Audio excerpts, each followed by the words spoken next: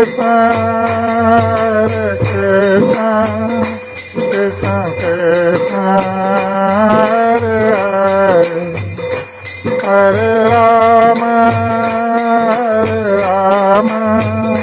राम राम हरे हरे। अक्रोध परमानंद नित्यानंद राय अभिमान शून्य निताई नगर डराय। श्री नित्यानंद प्रभु परमानंद में नित्य विराजमान रहते हैं, इसलिए उनका नाम नित्य आनंद में रहते हैं और सदा सर्वदा अक्रोध है, किसी पर क्रोध प्रकाश नहीं करते हैं। इस प्रकार जो नित्यानंद प्रभु हैं, ये अभिमान शून्य होकर अर्थात अहंकार रहित होकर नगर में भ्रमण कर रहे हैं। तो श्री नित्यानंद प्रभु श्री चैतन्य महाप्रभु के आदेश से हरिनाम संकीर्तन का प्रचार करते हुए कृष्ण प्रेम वितरण करने के लिए नगर में भ्रमण कर रहे हैं और इस प्रकार अधम पतित जीवेर द्वारे द्वारे गया हरि नाम महामंत्र देना दिलाया। तो ये अधम पतित आदि जितने जीव हैं, इनके द्वार पर जाकर वो सबसे ये हरिनाम महामंत्र को प्रदान कर रहे हैं। हरिनाम महामंत्र देना दिलाए। तो किसी को इस हरिनाम महामंत्र के जाप या कीर्तन करने के लिए योग्य और अयोग्य नहीं देख रहे हैं। वो हर किसी को इस महामंत्र प्रदान कर रहे हैं, हरे कृष्ण महामंत्र को प्रदान कर रहे हैं।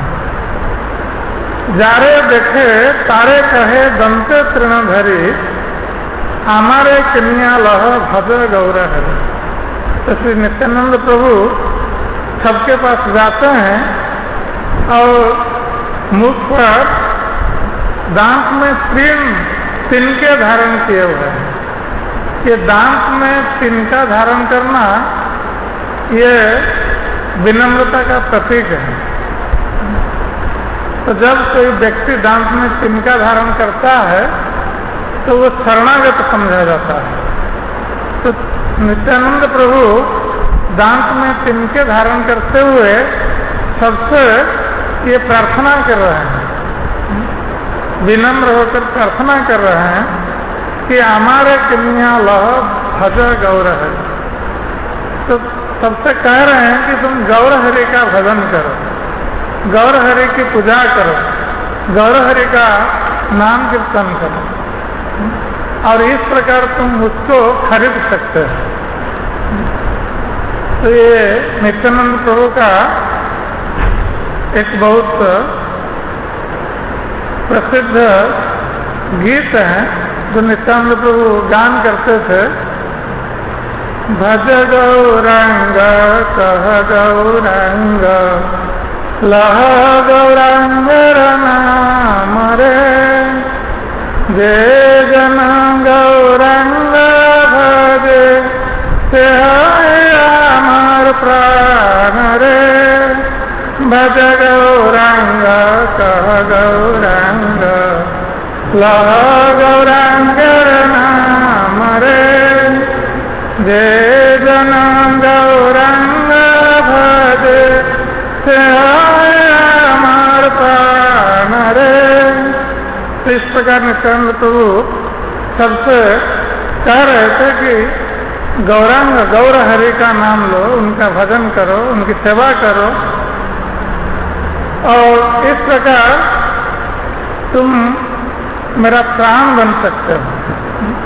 जे जन गौरांग भजे सहे हमार प्राण। तो इस प्रकार नित्यानंद प्रभु सबसे गौर हरि का नाम लेने का प्रार्थना करते हुए सबसे ये भिक्षा मांग रहे हैं।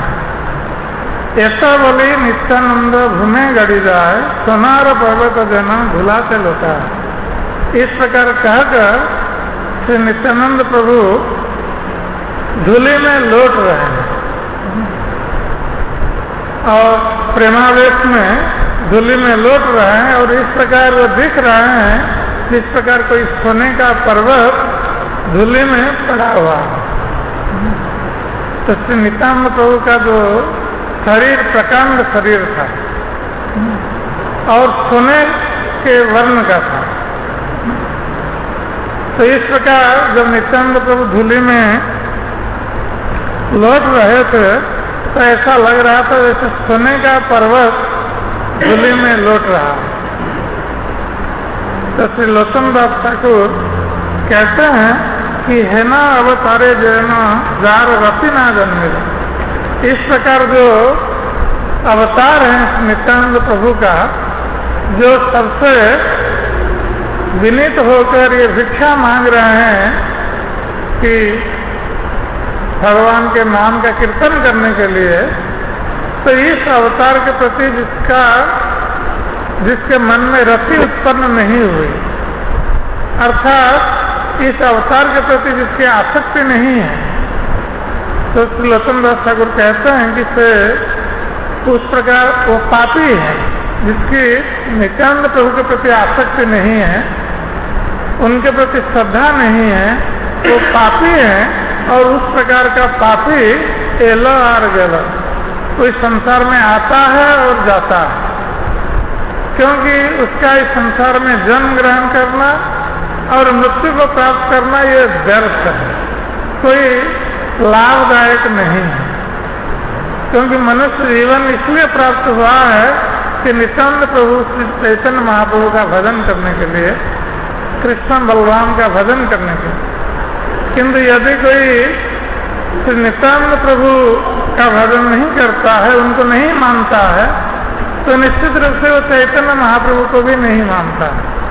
और इस प्रकार का पापी का जीवन व्यर्थ है। वो केवल जन्म लेता है, संसार में दुख भोग करता है, फिर मृत्यु को प्राप्त होता है। तो इस प्रकार उसका जन्म व्यर्थ है, जन्म लेने का उसका कोई लाभ नहीं होता।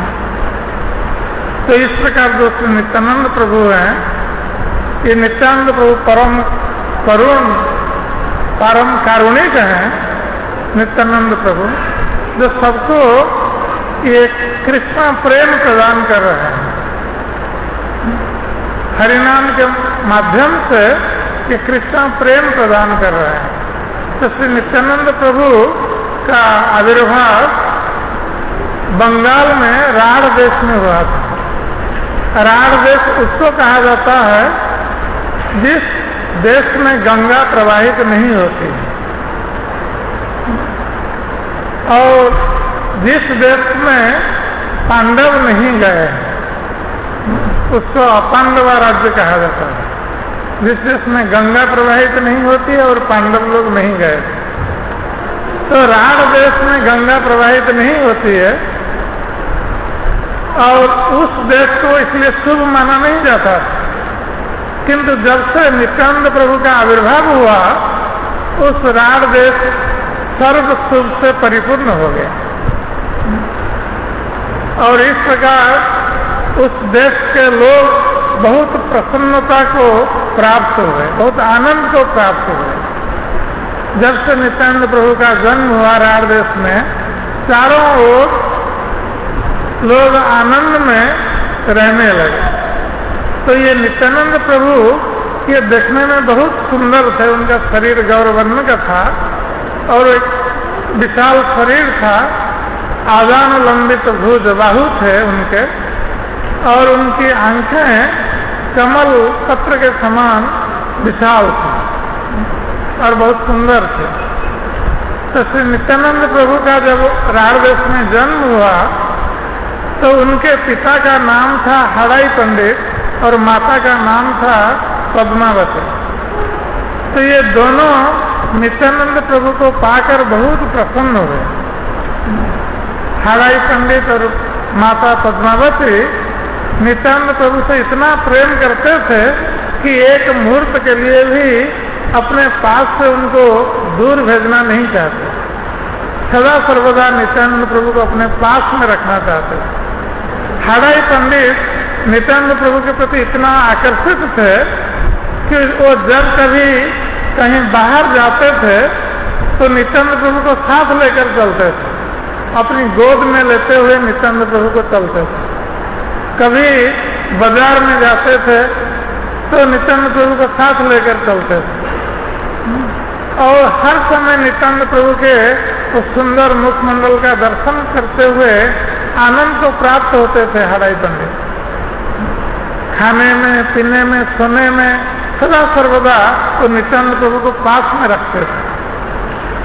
इस प्रकार नित्यानंद प्रभु अपने माता पिता हराई पंडित और माता पद्मावती को आनंद प्रदान करते थे और उनकी जो बाल्य लीला थी वो बाल्य लीला भी अद्भुत लीला थी। नित्यानंद प्रभु अपने साथियों के साथ जो क्रीड़ा करते थे बाल्य क्रीड़ा, वो बाल्य क्रीड़ा कोई साधारण क्रीड़ा नहीं है। ये सब भगवान कृष्ण और राम की लीलाओं से संबंधित क्रीड़ाएं। तो नित्यानंद प्रभु अपने साथी बालकों को ये कृष्ण की लीला और राम की लीला करने के लिए प्रेरित करते थे। उनको साथ लेकर स्वयं कृष्ण और राम की लीला करते थे। तो भगवान कृष्ण की लीला का अनुसरण करते हुए नित्यानंद प्रभु कभी अपने सखाओं को साथ लेकर देव सभा करते थे। अर्थात देव सभा में ये सब बालकगण देवता बनकर सब बैठते थे एक स्थान पर और एक बालक पृथ्वी देवी के रूप में उनके सामने आती थी। एक बालक आता था पृथ्वी देवी के रूप में और आकर अपनी दुर्दशा का वर्णन करता था उस देव सभा में।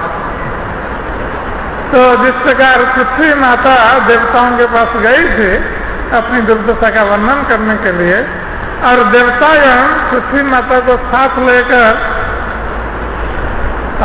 भगवान विष्णु के पास गए थे क्षीर समुद्र के तट पर। तो उसी प्रकार ये देव सभा में एक बालक आता है पृथ्वी माता के रूप में और अपनी दुर्दशा का वर्णन करता है। तब ये देवतागण ब्रह्मादि देवतागण ये पृथ्वी को लेकर क्षीर सागर के तट पर जाते हैं। तो यहाँ पर नित्यानंद प्रभु के ग्राम में जो नदी प्रवाहित होती थी तो उसके इस नदी के तट पर वो जाते थे सब लोग, उसी को क्षीर सागर मानते थे। और उस नदी के तट पर जाकर जब ये सब ऊर्ध्वबाहु होकर स्तुति करते थे भगवान विष्णु की, तो उन बालकों में से एक बालक आकाशवाणी के रूप में उनको कहता था कि हम अतिशीघ्र नंद गोकुल में जन्म ग्रहण करेंगे, तुम लोग चिंता मत करो।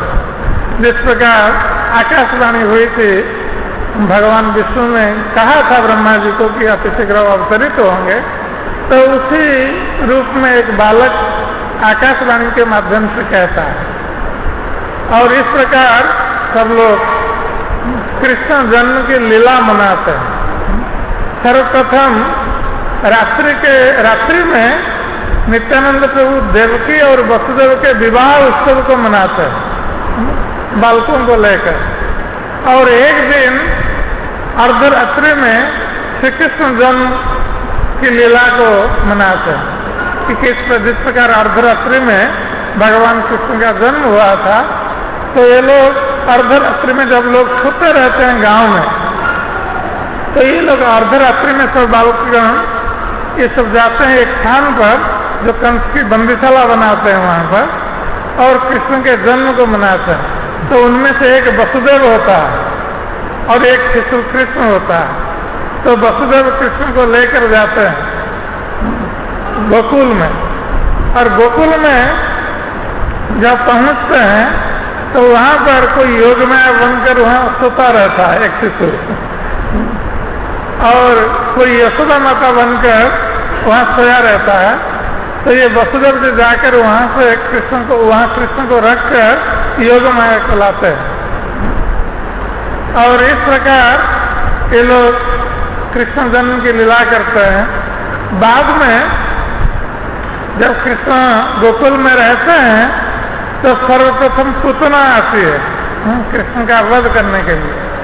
कृष्ण जब 6 दिन के शिशु थे तो कंस ने पूतना राक्षसी को भेजा था उनका वध करने के लिए।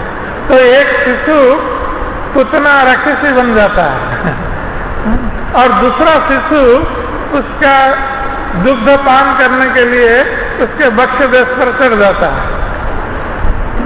और इस प्रकार कृष्ण बनकर वो दुग्ध पान करने चढ़ता है और पूतना का दुग्ध पान करते हुए उसके प्राण को पान कर जाते हैं भगवान कृष्ण। तो ये शिशु इस प्रकार अभिनय करता है।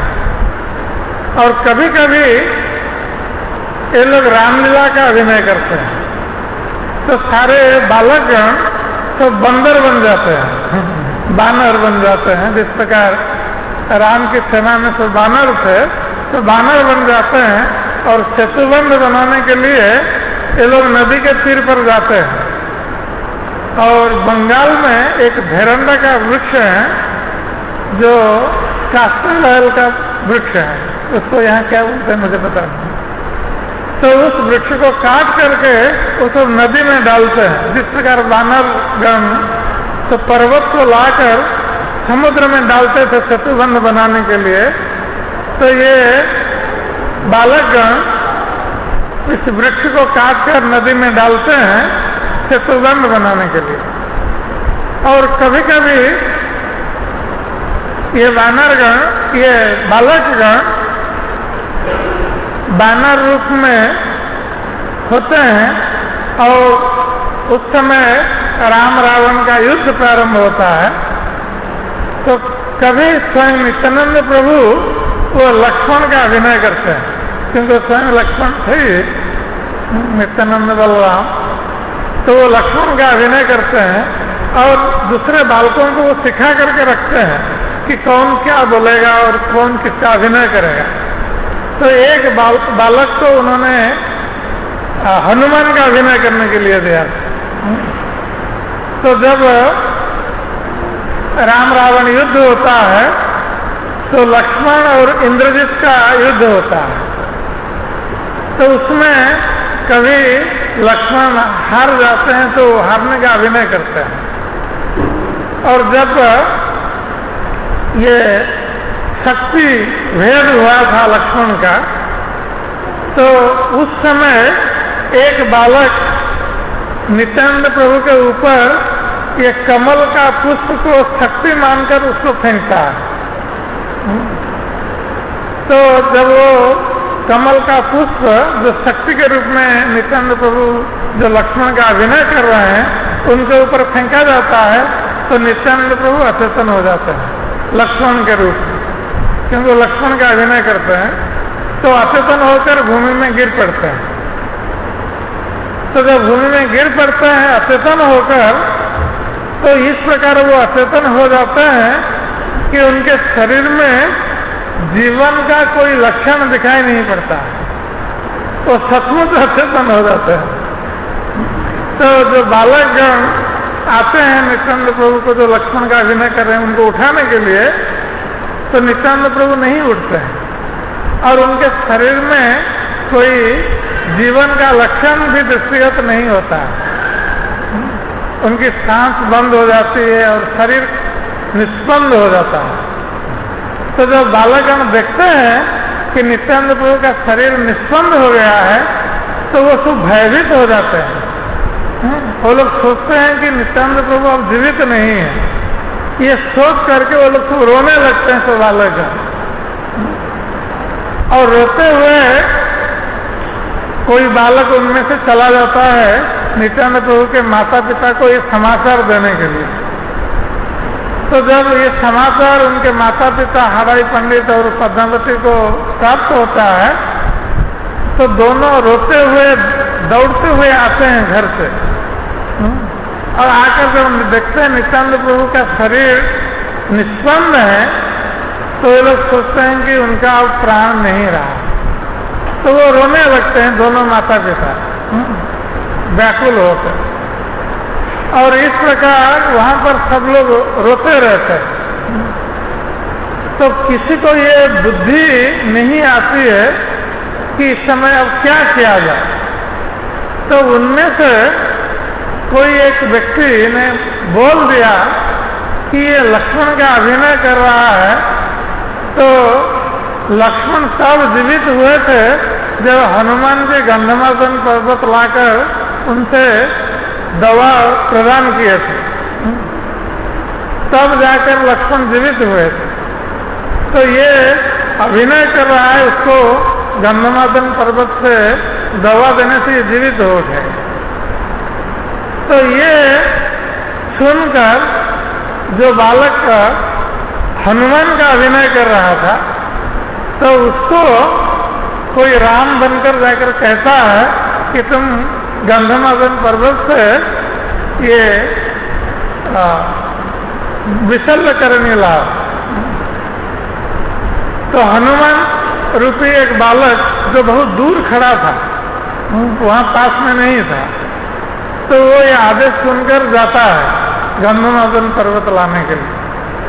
और वो गंधमादन पर्वत लेकर आता है थोड़ी देर में, और एक बालक सुषण बनकर, बद्य बनकर उस गंधमादन पर्वत से लाता है विशल्यकरणी और दूसरे औषधि, और उसको निचोड़ करके उसके रस को नित्यानंद प्रभु जो लक्ष्मण का अभिनय कर रहे थे उनके नासिका के पास रखता है, सुंघाता है उनको। और जैसे ही नित्यानंद प्रभु सूंघते हैं, उसके बाद वो फिर सचेतन हो जाते हैं। और जब वो सचेतन हो जाते हैं और सब लोग देखते हैं कि नित्यानंद प्रभु अब उठकर खड़े हुए, तब सब लोग प्रसन्न होते हैं और उनके माता पिता बहुत प्रसन्न होकर नित्यानंद प्रभु को अपनी गोद में ले लेते हैं, खुशी होकर। और इस प्रकार सब लोग आश्चर्यचकित होकर नित्यानंद प्रभु को पूछने लगे कि तुमको इस प्रकार की लीला किसने सिखाई। तो नित्यानंद प्रभु हंसकर उनको बोलते थे कि ये मेरी लीला है। और किसी को ये पता नहीं था कि ये नित्यानंद प्रभु स्वयं बलराम है और स्वयं लक्ष्मण है जो अपनी लीला कर रहे हैं। ये लोग तो सोच रहे थे कि ये बालक जैसे बाल्य क्रीड़ा कर रहे हैं, और नित्यानंद प्रभु बाल्य क्रीड़ा में इस प्रकार का अभिनय कर रहे हैं। तो इस प्रकार नित्यानंद प्रभु की बाल्य लीला व्यतीत हुई बालकों के साथ कृष्ण की लीला करते हुए, और इस प्रकार 12 वर्ष व्यतीत हो गए। नित्यानंद प्रभु जब 12 वर्ष के हुए, तो उस समय उनके गांव में एक दिन एक वैष्णव सन्यासी आए हुए, और हराई पंडित ये भगवान कृष्ण के भक्त थे, भगवान की आराधना करते थे और वैष्णवों की सेवा भी करते थे। तो जब ये वैष्णव सन्यासी उनके गांव में आए, एक चक्र ग्राम में जहाँ नित्यानंद प्रभु का जन्म हुआ था, तो उस एक चक्र ग्राम में जब ये वैष्णव सन्यासी आए, तो हाड़ई पंडित ने उनको अपने घर पर निमंत्रण किया, उनको निमंत्रित किया और उनको भिक्षा प्रदान की। तो ये वैष्णव सन्यासी रात में उनके घर पर रुके, तो उनको देखकर नित्यानंद प्रभु बहुत प्रसन्न हुए। रात भर उस वैष्णव सन्यासी के साथ वो कृष्ण कथा की चर्चा करते रहे नित्यानंद प्रभु, और दोनों आनंद का अनुभव करते रहे रात भर। कृष्ण की चर्चा करते हुए, कृष्ण कथा की चर्चा करते हुए तो बहुत आनंद का अनुभव करते रहे। जब सुबह हुआ तो ये वैष्णव सन्यासी जाने के लिए निकले, तो उनको नित्यानंद को छोड़कर जाने के लिए उनका मन नहीं हुआ। नित्यानंद के साथ वो इतना आनंद का अनुभव करते थे कि उनको छोड़कर जाने के लिए उनकी इच्छा नहीं हुई। तो जब वो हराई पंडित से विदा ले रहे थे वो वैष्णव सन्यासी, तो उन्होंने हराई पंडित से कहा कि मेरे मन में एक बात आ रही है क्योंकि हम यहाँ से तीर्थाटन में जाने वाले हैं और हम एक साथी चाहते हैं। तो यदि आप कृपा करके मुझे आपके इस पुत्र की भिक्षा प्रदान करेंगे तो मैं बहुत प्रसन्न हूँ। तब जब हड़ाई पंडित इस प्रकार एक दुर्लभ भिक्षा के बारे में वैष्णव सन्यासी के मुख से सुना तो वो दुख में अचेतन हो गए, मूर्छित हो गए, क्योंकि वैष्णव सन्यासी उनको और कुछ मांग नहीं रहे थे, उनके प्राण को मांग रहे थे, क्योंकि नित्यानंद प्रभु हड़ाई पंडित के प्राण स्वरूप थे। तो इस प्रकार हड़ाई पंडित मूर्छित हो गए। कुछ समय में पुनः चेतन होकर वो सोच रहे हैं कि मुझे उस प्रकार की दुर्दशा मुझे प्राप्त हुई है जिस प्रकार की दुर्दशा दशरथ को प्राप्त हुई, क्योंकि दशरथ के प्राण भगवान रामचंद्र थे और एक दिन विश्वामित्र आकर दशरथ से इस प्रकार की भिक्षा उन्होंने मांगा था, रामचंद्र को मांगा था दशरथ विश्वामित्र। और जब विश्वामित्र ने मांगा था तो दशरथ की दशा इस प्रकार हुई जिस प्रकार आज हड़ाई पंडित की दशा हो रही है कि दशरथ भी इस बात को सुनकर पहले मूर्छित हो गए, किंतु जब विश्वामित्र की इच्छा को पूर्ण दशरथ नहीं करना चाह रहे थे तो उनके मन में भय हो रहा था कि मुनिवर उनको कहीं श्राप ना दे दे।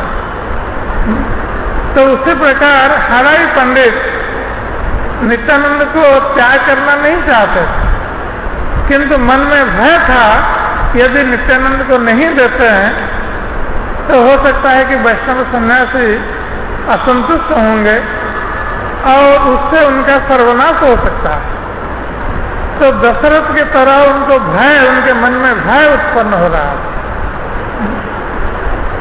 तो इस प्रकार धर्म संकट में पड़कर हड़ाई पंडित अपनी पत्नी के पास गए, पद्मावती के पास, और अपनी पत्नी से जब ये बातें कही तो उनकी पत्नी भी बहुत दुखी हुई, क्योंकि दोनों नित्यानंद को अपना प्राण मानते थे। तो अपने प्राण को त्याग करने से जिस प्रकार शरीर निस्संग हो जाता है उस प्रकार दोनों की अवस्था थी। तो उनकी पत्नी ने कहा कि आप जैसा उचित समझेंगे आप करिए, क्योंकि वो बहुत पतिव्रता थी इसलिए विरोध करना नहीं चाहती थी। तो उन्होंने कहा कि आप जैसा उचित समझते हैं आप ऐसा ही करिए। तो हड़ाई पंडित अंत में वैष्णव सन्यासी को दुखी करना नहीं चाहते थे, फिर भी अपने प्राण को देने जा रहे हैं, इसलिए उन्होंने वैष्णव सन्यासी से कहा कि आपने ये दुर्लभ भिक्षा हमसे मांगी है, ये हमारे प्राण हैं और हम अपने प्राण को अब आपको प्रदान कर रहे हैं, तो आप कृपा करके हमारे इस प्राण का पालन पोषण कीजिए, रक्षणावेक्षण कीजिए। इस प्रकार कहते हुए दुखित मन में हड़ाई पंडित ने नित्यानंद प्रभु को अर्पित किया उस वैष्णव सन्यासी। तो नित्यानंद प्रभु बहुत प्रसन्न थे इस बात पर, क्योंकि यद्यपि वो माता पिता को दुखी देखना नहीं चाहते थे, फिर भी बहुत प्रसन्न थे कि वो वैष्णव सन्यासी के साथ वो तीर्थ भ्रमण कर सके। तो नित्यानंद प्रभु इस प्रकार वैष्णव सन्यासी के साथ तीर्थ भ्रमण में निकले और 8 वर्ष तक वो भ्रमण करते रहे, तीर्थ भ्रमण करते रहे। और इस तीर्थ भ्रमण काल में उन्होंने समग्र भारत का भ्रमण किया, समग्र भारत में जितने तीर्थ हैं वहां पर भ्रमण किया। और उसी समय जब पश्चिम भारत में वो भ्रमण कर रहे थे तो उसी समय श्री माधवेंद्रपुरी के साथ उनकी भेंट हुई। मतलब माधवेंद्रपुरी साहब जो चैतन्य महाप्रभु के गुरु, ईश्वरपुरी के गुरु थे और सदा सर्वदा प्रेम में मस्त रहते, कृष्ण प्रेम में सदा सर्वदा वो व्याकुल रहते। तो जब उन्होंने नित्यानंद प्रभु को देखा जो कि स्वयं भी कृष्ण प्रेम में व्याकुल रहते थे, तो दोनों को देखकर कृष्ण प्रेम में इतने व्याकुल हो गए तो दोनों भूमि पर लौटने लगे, कृष्ण प्रेम में व्याकुल हो गए। और इस प्रकार दोनों धूलि में लौट रहे हैं दोनों को देखकर, और बाद में दोनों को आलिंगन किए हुए दोनों को त्याग करना नहीं चाह रहे हैं। इतने भावावेश में है कि दोनों को त्याग करना नहीं चाह रहे। और इस प्रकार नित्यानंद प्रभु और माधवेंद्रपुरी साहब कुछ काल तक एक साथ रहे और दोनों कृष्ण कथा की चर्चा कर आनंद प्राप्त करते रहे।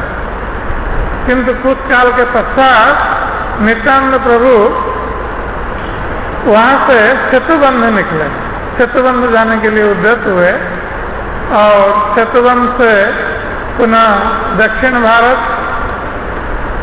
विजयनगर और उसके बाद जगन्नाथपुरी में जगन्नाथ जी के दर्शन करते हुए वो आनंद विभोर हुए नित्यानंद प्रभु और जगन्नाथ जी के सामने नृत्य कीर्तन करने लगे। और कुछ काल जगन्नाथपुरी में अवस्थान करते हुए वो गंगा सागर गए और वहां से वो वृंदावन चले गए। और वृंदावन में जब नित्यानंद प्रभु निवास कर रहे थे तो उस समय वो कृष्ण प्रेम में इतने विभोर रहते थे कि उनको दिन रात पता नहीं चलता था, कब दिन हुआ कभी रात हुई ये पता नहीं चलता था। और कभी वो खाना पीना तक भी भूल जाते थे नित्यानंद प्रभु, वो किसी से कुछ नहीं मांगते थे और कभी कोई बिना मांगे यदि अपनी ओर से उनको कुछ दूध दे दिया पीने के लिए तो थोड़ा बहुत दूध ही पी लेते थे। और इस प्रकार वो जीवन धारण करते थे नित्यानंद प्रभु, किसी से कोई कुछ नहीं मांगते थे। और इस प्रकार नित्यानंद प्रभु वृंदावन में कृष्ण प्रेम में विभोर होकर उस समय की प्रतीक्षा कर रहे थे जिस समय तक श्री चैतन्य महाप्रभु अपने भावों को प्रकाशित नहीं कर सके। तो इधर नवद्वीप में श्री चैतन्य महाप्रभु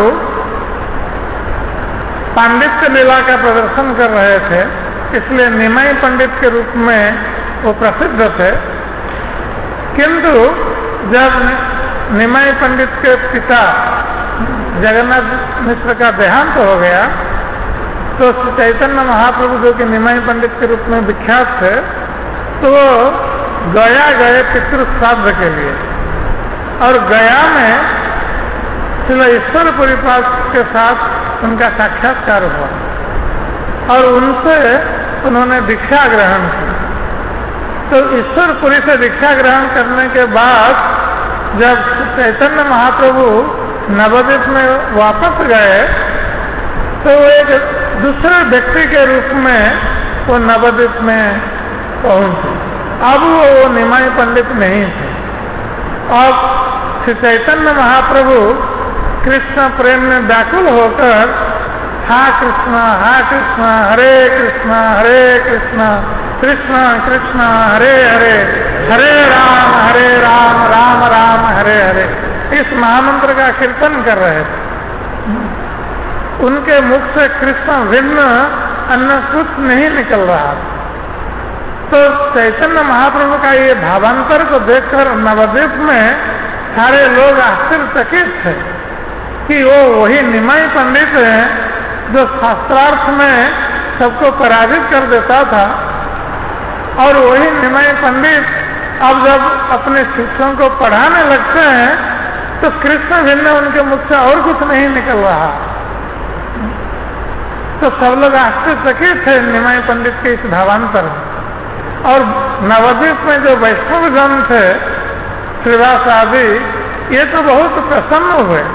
उन लोगों ने सोचा कि निमाई पंडित कैसे वैष्णव हो गया, जब वो कभी सोच भी नहीं सकते थे कि निमाई पंडित कभी वैष्णव हो सकता।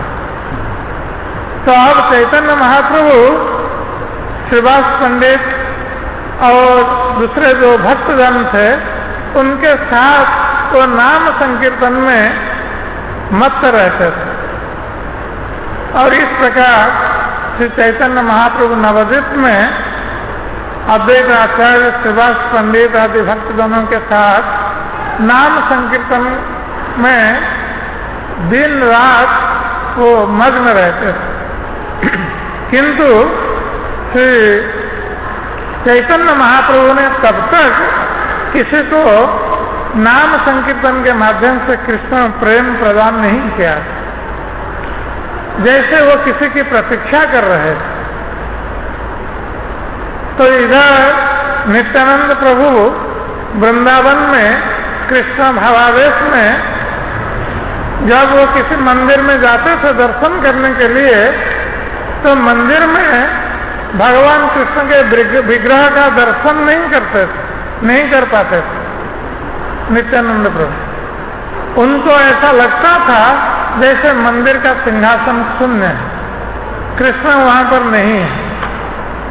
तो जहां जाते थे, जहां किसी मंदिर में जहां पर भी जाते थे, उनको कृष्ण दिखाई नहीं पड़ रहे थे।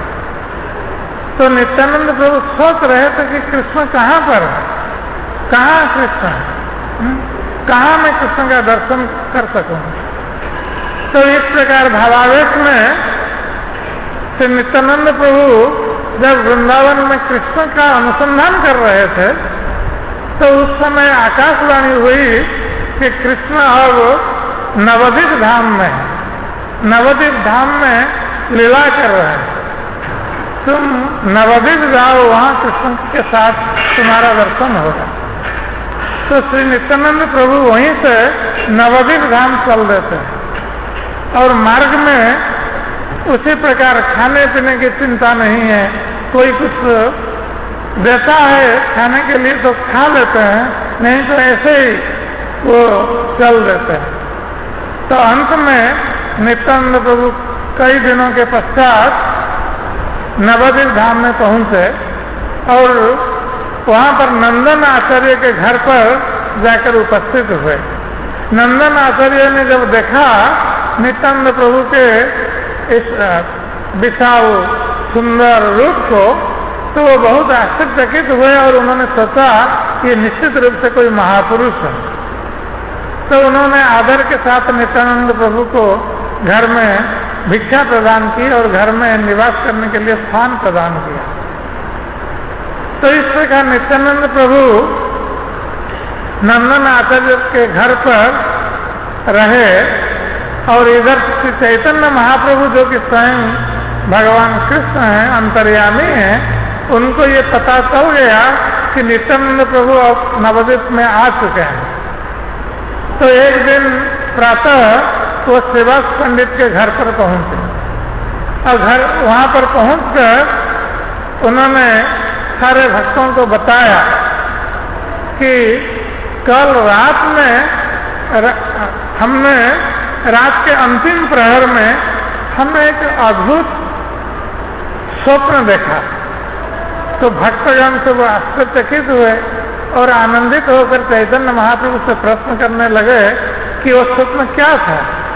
तो चैतन्य महाप्रभु ने कहा कि वो स्वप्न इस प्रकार का था कि हमारा एक रथ पर बैठकर एक महापुरुष ताल ध्वज रथ पर बैठकर हमारे घर के सामने आए। तो वह रथ का जो ध्वज था वो ताल ध्वज था। बलराम जी के रथ का नाम ताल ध्वज रथ है। उनके रथ के ध्वज में ताल का चिन्ह रहता है, ताल वृक्ष का चिन्ह रहता है। इसलिए उनके रथ को कहा जाता है तालध्वज। तो चैतन्य महाप्रभु ने कहा एक तालध्वज रथ पर एक महापुरुष बैठकर आए हमारे घर के सामने, और उसमें जो महापुरुष बैठे हुए थे उन्होंने अपने स्कंद देश पर हाल और मुसल धारण कर रखा था, और वो पूछ रहे थे कि ये क्या निमाई पंडित का घर यही है, यही पूछ रहे थे सबसे। तो जब हमने सुना कि कोई बाहर पूछ रहा है कि क्या ये निमाई पंडित का घर है, तो हम जब बाहर निकले तो उन्होंने मुझे पूछा कि ये क्या निमाई पंडित का घर है। तो मैंने उनसे पूछा कि आप कौन हैं? तो उस महापुरुष ने मुझे उत्तर दिया कि मैं तुम्हारा बड़ा भाई हूं, और कल तुम्हारे साथ हमारी भेंट होगी। यह कहते हुए वो वहां से चल दिए। तो जब चैतन्य महाप्रभु इस स्वप्न का वृत्तांत कह रहे थे तो भक्तगण बहुत प्रसन्न हुए इस स्वप्न को सुनकर। तो चैतन्य महाप्रभु ने कहा कि मुझे, क्योंकि स्वप्न रात्रि के अंतिम प्रहर का स्वप्न कभी मिथ्या नहीं होता, वो सत्य होता है, इसलिए निश्चित रूप से कोई महापुरुष नवद्वीप में आ चुके हैं। तो श्री चैतन्य महाप्रभु ने कहा कि हमें उस महापुरुष को खोजना चाहिए कि वो महापुरुष कहाँ पर है।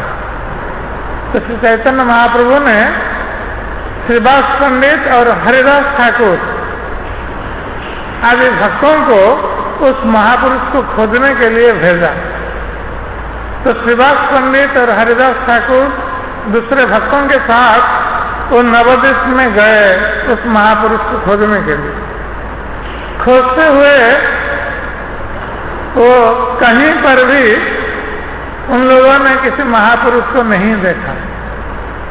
तो वापस आकर चैतन्य महाप्रभु से कहा कि हे प्रभु, हम हर जगह गए नवद्वीप में, भक्त के घर अभक्त के घर हर जगह गए, किंतु कहीं भी हमने किसी महापुरुष को नहीं देखा। तो चैतन्य महाप्रभु ने जब ये समाचार सुना तो चैतन्य महाप्रभु स्वयं नित्यानंद प्रभु की खोज में निकले। तो जब चैतन्य महाप्रभु स्वयं निकले तो सारे भक्तगण उनके पीछे पीछे चलने लगे, चैतन्य महाप्रभु के पीछे। और चैतन्य महाप्रभु इधर उधर न जाकर सीधे वो नंदन आचार्य के घर पर पहुंचे, जहां पर नित्यानंद प्रभु ठहरे हुए। तो जब नंदन आचार्य के घर पर पहुंचते हैं तो चैतन्य महाप्रभु देखते हैं कि वहां पर उस नंदन आचार्य के घर के बरामदे पर एक महापुरुष ध्यान मुद्रा में बैठे हुए हैं, और उनके शरीर से तेज निकल रहा। तो उस महापुरुष को देखकर चैतन्य महाप्रभु बहुत प्रसन्न हुए और समझ गए कि यही नित्यानंद है। तो उन्होंने उनको प्रणाम किया और उनके सुंदर मुखमंडल को चैतन्य महाप्रभु देखते रह गए। और जब चैतन्य महाप्रभु देख रहे हैं नित्यानंद प्रभु को, नित्यानंद प्रभु ने भी चैतन्य महाप्रभु को देखा, और वो देखते देखते वो देखते ही रह गए, और दोनों को देख रहे हैं। चैतन्य महाप्रभु नित्यानंद प्रभु को देख रहे हैं, और नित्यानंद प्रभु चैतन्य महाप्रभु को देख रहे हैं। और इस प्रकार कोई कुछ नहीं बोल रहा।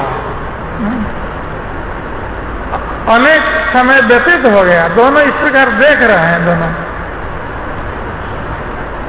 तो उस समय चैतन्य महाप्रभु ने श्रीवास पंडित को इंगित किया श्रीमद् भागवत का एक श्लोक पढ़ने के लिए।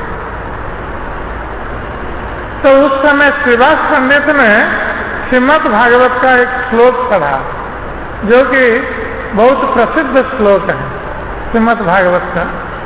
और जिस श्लोक को सुनकर श्री सुखदेव गोस्वामी, जो कि पहले ब्रह्मवादी थे, उस श्लोक को सुनकर वो कृष्ण के भक्त बन गए। वो श्लोक भगवान श्री कृष्ण के रूप का वर्णन करता है। बरा पीड़ा नटवर वपु कर्णय कर्णिकार बिभ्रत वास कनक कपिस वैजयंती च माला रंध्रान वेणु अधर सुधया पूरयन गोप वृंदय वृंदावनं सपद रमणम प्रादिशत गीत कीर्ति। तो ये जो प्रसिद्ध श्लोक है, ये भगवान कृष्ण का रूप वर्णन है कि भगवान कृष्ण गोपाल बालकों के साथ वृंदावन में प्रवेश कर रहे हैं। उस समय का वर्णन है कि बरा पीड़ा नटवर वपु कर्णय कर्णिकार। तो भगवान श्री कृष्ण अपने मस्तक में बरा पीड़ मयूर पंख धारण किए हुए, मोर पंख धारण किए हुए, और उनका जो शरीर है ये नटवर शरीर। नट अर्थात जो नृत्य करने वाला होता है उसको नट कहा जाता है, और नट वर अर्थात नटों में जो श्रेष्ठ है, नृत्य करने में जो श्रेष्ठ है, उसको नटवर कहा जाता है। तो भगवान कृष्ण के नृत्य करने में सर्वश्रेष्ठ है, उनके समान कोई नृत्य नहीं कर सकता। जब भगवान नृत्य करते हैं तो समग्र ब्रह्मांड आश्चर्यचकित होकर उनके नृत्य को देखता रहता है। तो ये भगवान का जो शरीर है ये नटवर वपु, ये जो शरीर उनका 3 स्थानों पर टेढ़ा है, त्रिभंगिमा युक्त है भगवान। ये नृत्य की भंगिमा है। भगवान श्री कृष्ण का जो शरीर त्रिभंगिमा युक्त है, ये नृत्य की भंगिमा है, नृत्य की शैली है। तो उसमें भगवान बहुत सुंदर दिखते हैं। भगवान श्री कृष्ण जब वो त्रिभंगिमा युक्त होकर खड़े रहते हैं तो बहुत सुंदर लगते हैं। तो नटवर वपु कर्णयो कर्णिकार, अपने कानों में वो कर्णिकार पुष्प कुंडल के रूप में पहने हुए हैं। तो वृंदावन में भगवान श्री कृष्ण का जो वेश है वो गोप वेश है, वहां पर राजवेश नहीं है। द्वारका में जिस प्रकार भगवान कृष्ण राजवेश होते हैं, तो वृंदावन में उनका वेश गोप वेश है। इसलिए भगवान कानों में स्वर्ण का कुंडल नहीं पहनते हैं, ये पुष्प के कुंडल पहनते हैं। कर्णिकार पुष्प को कुंडल के रूप में पहने हुए हैं। और ये कर्णिकार पुष्प जो है ये कुछ श्याम वर्ण का होता है, बहुत सुंदर लगता है। कर्णयो कर्णिकार बिभ्रत वास कनक कपित वैजयंती च माला। और भगवान जो वस्त्र पहने हुए हैं बिभ्रत वास कनक कपित, उस वस्त्र का वर्ण कैसा है? ना स्वर्ण वर्ण है, कनक कपित। तो ये भगवान का वस्त्र जो है पीत वर्ण है, और पीत वर्ण जो है ये स्वर्ण का वर्ण है, सोने का वर्ण पीत वर्ण है। तो पीत वर्ण का वस्त्र पहने हुए हैं भगवान, और गले में वैजयंती की माला धारण किए हुए हैं। तो ये जो वैजयंती माला है, ये वैजयंती माला वन माला है, वन के पुष्पों से बनी हुई माला है। तो वैजयंती माला उसको कहा जाता है जब 5 प्रकार के रंगीन पुष्पों से जो माला बनाई जाती है, उसको वैजयंती माला कहा जाता है। 5 प्रकार के रंगीन पुष्प हैं। तो भगवान कृष्ण इस प्रकार 5 प्रकार की रंगीन पुष्पों से बनाई गई माला पहने हुए हैं, वैजयंती माला पहने हुए हैं, रंध्रान वेणु अधर सुधया, और हाथ में बंसी धारण किए हुए हैं, और जब वो बंसी बजाते हैं तो उस बंसी में जो वायु को भरते हैं, रंध्रान वेणु अधर सुधया, तो उस बंसी के रंध्रों में भगवान वायु को क्या भरे, वो केवल अधर सुधा को भर देते हैं। तो भगवान के अधर की सुधा से भगवान कृष्ण की बंसी जब बजने लगती है तो उससे जो शब्द उत्पन्न होता है, बंसी की जो ध्वनि उत्पन्न होती है, वो ध्वनि कोई साधारण ध्वनि नहीं होती है। ये भगवान की अधर सुधा से पूरित होने के कारण उस बंसी से जो ध्वनि निकलती है, वो बंसी ध्वनि क्या है, उससे जब वो कर्ण कुहर में प्रवेश करती है, वो ध्वनि जिस प्रकार कर्ण कुहर में ये सुधा या अमृत की वृष्टि हो रही है, इस प्रकार प्रतीत होता है।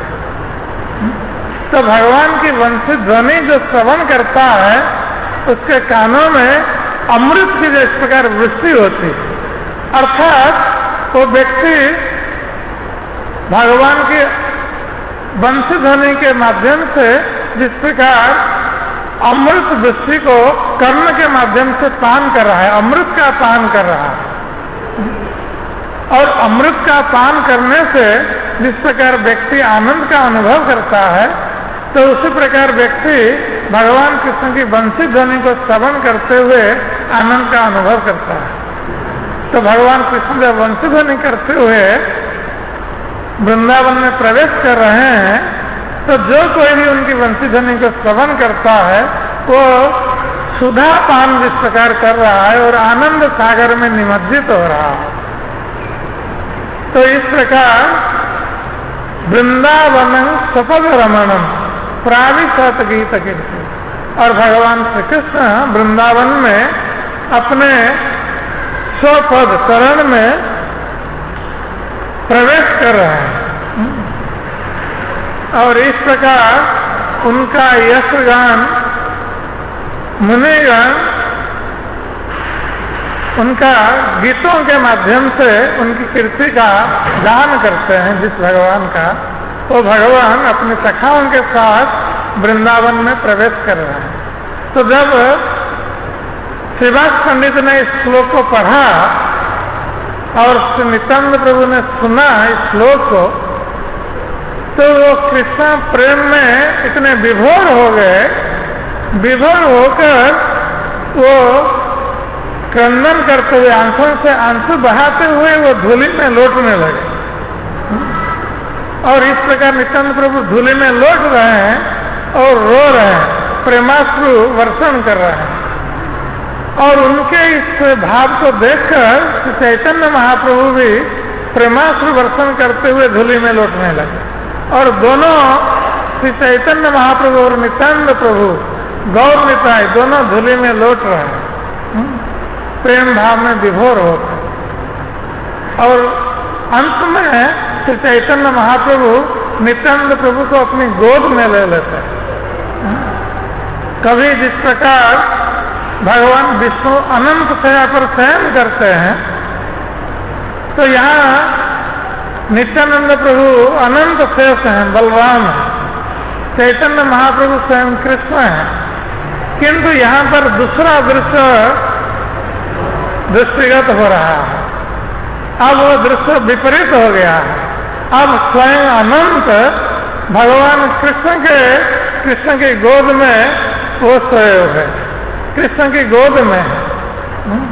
और श्री चैतन्य नित्यानंद प्रभु श्री चैतन्य महाप्रभु की गोद में जाकर वो निश्चेष्ट हो गए, मूर्छित हो गए। इस प्रकार गौर नित्यानंद का प्रथम मिलन होता है नंदन आचार्य के घर पर। और भक्तगण इस दृश्य को देखकर बहुत आश्चर्यचकित हो रहे हैं और नित्यानंद प्रभु की प्रशंसा कर रहे हैं। तो चैतन्य महाप्रभु कुछ काल के पश्चात इस प्रकार हरिध्वनि करते हैं, जिससे नित्यानंद प्रभु की चेतना वापस आती है और सब भक्तों को लेकर साथ चैतन्य महाप्रभु नित्यानंद प्रभु को लेकर श्रीवास पंडित के घर पर आते हैं। और श्रीवास पंडित के घर पर आकर तो श्रीवास पंडित से कहते हैं कि नित्यानंद प्रभु तुम्हारे घर पर अवस्थान करेंगे और तुम इनका देखभाल करना। तो श्रीवास पंडित बहुत प्रसन्न होते हैं नित्यानंद प्रभु को पाकर, और इस प्रकार नित्यानंद प्रभु श्रीवास पंडित के घर पर रहते हैं। और श्रीवास पंडित की पत्नी मालिनी देवी उनको माता के समान नित्यानंद प्रभु का देखभाल करती है, और नित्यानंद प्रभु मालिनी देवी को माता के रूप में मानते हैं।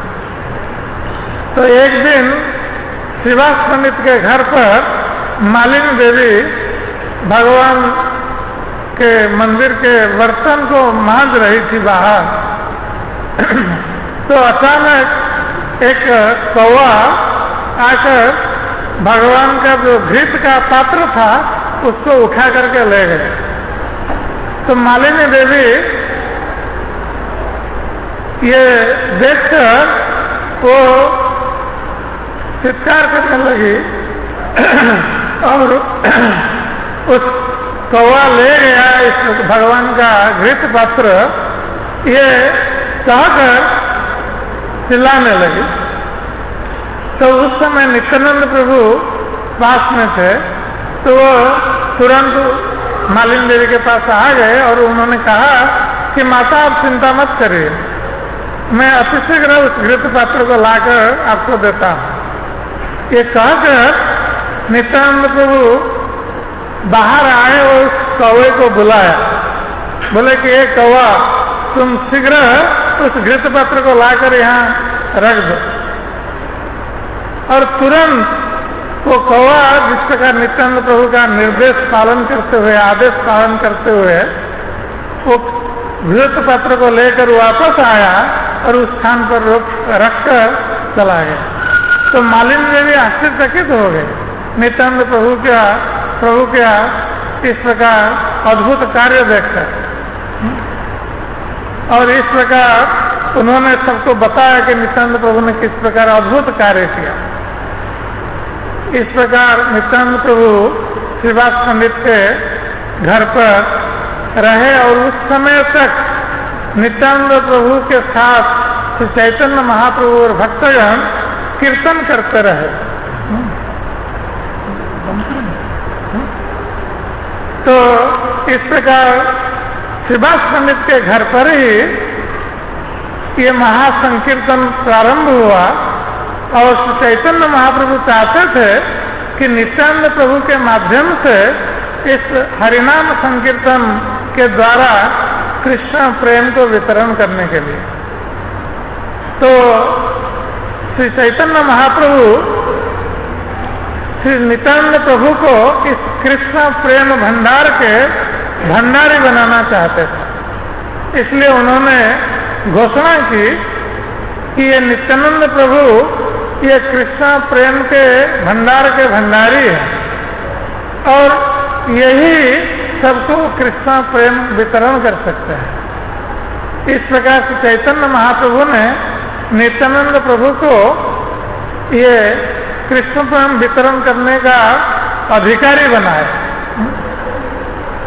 और श्री नित्यानंद प्रभु को आदेश दिया, श्री नित्यानंद प्रभु और हरिदास को आदेश दिया ये कृष्ण प्रेम वितरण करने के लिए। तो एक दिन श्री चैतन्य महाप्रभु नित्यानंद प्रभु और हरिदास ठाकुर को बुलाकर उन्होंने कहा कि सुनो सुनो नित्यानंद, सुनो हरिदास, आमार सर्वत्र आमार आज्ञा कर प्रकाश, प्रति घरे घरे गया कर यही भिक्षा, बोलो कृष्ण भज कृष्ण कर कृष्ण शिक्षा। तो उनको आदेश दिया कि तुम लोग प्रति घर घर में जाकर सबको यही भिक्षा मांगो कि सब लोग कृष्ण का नाम उच्चारण करेंगे, कृष्ण की पूजा करेंगे और कृष्ण की शिक्षा को अपने जीवन में आचरण करेंगे। तो श्री नित्यानंद प्रभु और हरिदास ठाकुर ये प्रथम संकीर्तन भक्त है श्री चैतन्य महाप्रभु के संकीर्तन आंदोलन में। तो चैतन्य महाप्रभु ने उनको प्रथम निर्देश दिया था और ये लोग प्रथम प्रचार कार्य में नियुक्त हुए श्री चैतन्य महाप्रभु के आदेश से। और हम लोग जानते हैं कि किस प्रकार श्री नित्यानंद प्रभु इस प्रकार घर घर जाकर हरिनाम का प्रचार उन्होंने किया और उसी समय जगाई माधाई से उनकी भेंट हुई थी और किस प्रकार नित्यानंद प्रभु के द्वारा जगाई माधाई का उद्धार हुआ। आज तो समय अधिक नहीं है, इसलिए हम यहीं भगवान श्री नित्यानंद प्रभु की कथा को विश्राम देते हैं। हरे कृष्ण। जय श्री श्री पतित पावन नित्यानंद प्रभु की जय। श्री श्री चैतन्य महाप्रभु की जय। श्री श्री गौर भक्त वृंद की जय। श्री श्री गौर निताय की जय। श्री श्री राधा गोलक बिहारी उल्टा विशाखा देवी की जय। श्री श्री सीताराम लक्ष्मण हनुमान जी की जय। गौर भक्त वृंद की जय। निताय गौर प्रेमानंदे।